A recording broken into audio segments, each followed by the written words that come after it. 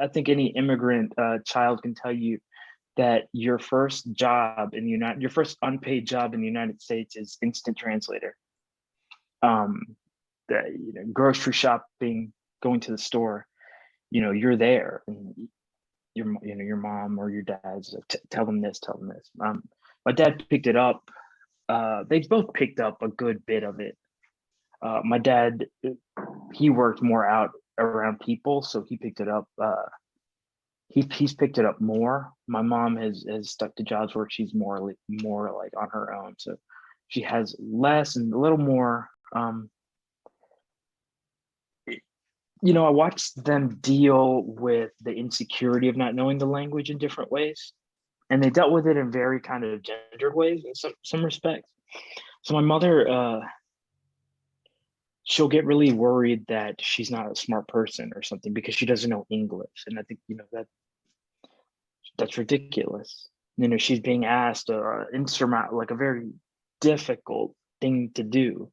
When I think about, I look at my partner now, and I think if her and I picked up and just left to another country where all of our credentials don't matter, aren't useful to us, what would I do with a kid?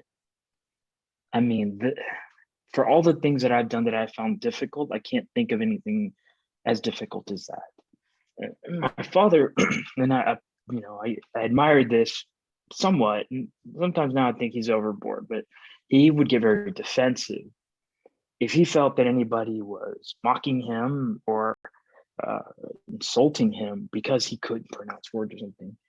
He would, stick up for himself, call it out, and that both those things really shaped me in the sense that um, I don't I work hard to not be ashamed of who I am, where I come from, but at the same time, I'm also built in kind of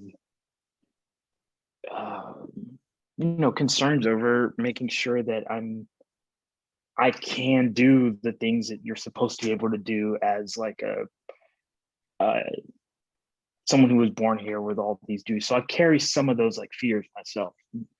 Um, it's a little deep, but working those things out is just something I think it's not just something I carry with me. I think something in the immigrant experience.